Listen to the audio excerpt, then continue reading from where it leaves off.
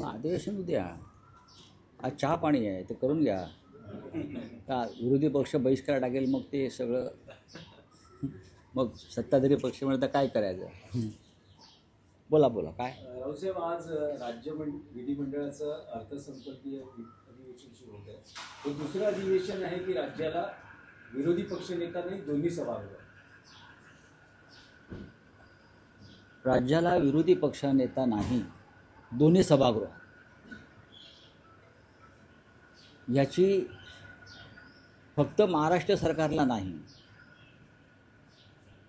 तर देशाच्या सरकारला सुद्धा त्या संदर्भात लाज वाटली पाहिजे.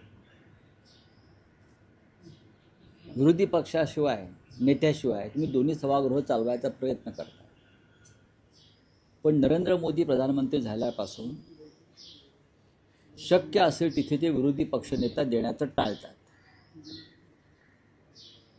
राहुल गांधी यांना तर आज ते विरोधी पक्षनेते आहेत लोकसभेत, पण त्यांना लोकसभेतूनच कायम ते बाहेर काढण्याचं कारस्थान सुरू आहे.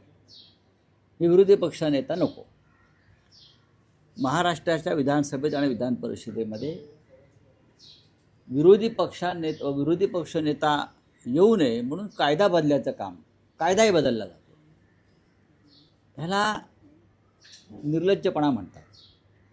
तुम्ही लोकशाही मार्गानं सत्तेवर यायचं, लोकशाही मार्गानं मुख्यमंत्री व्हायचं, मंत्रिमंडळ स्थापन करायचं आणि त्या लोकशाहीत जे विरोधी पक्षनेत्याला स्थान आहे विधिमंडळात तेवढं टाळून बाकी सगळे उद्योग करायचे.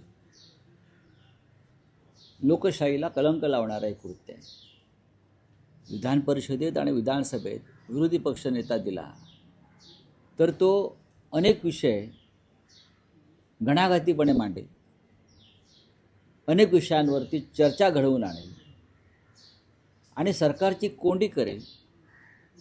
या भीतीपोटी जर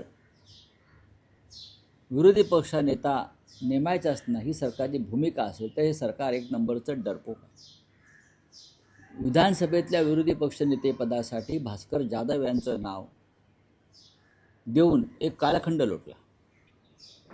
भास्कर जाधव यांच्या नावावर महाविकास आघाडीनं शिक्कामोर्तब केलेलं आहे,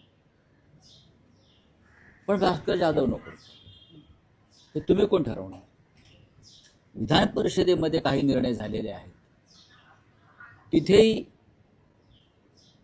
त्या पद्धतीनं विरोधी पक्षाला ते पद द्यायचं नाही यासाठी कारस्थानं केली जातात. हे महाराष्ट्र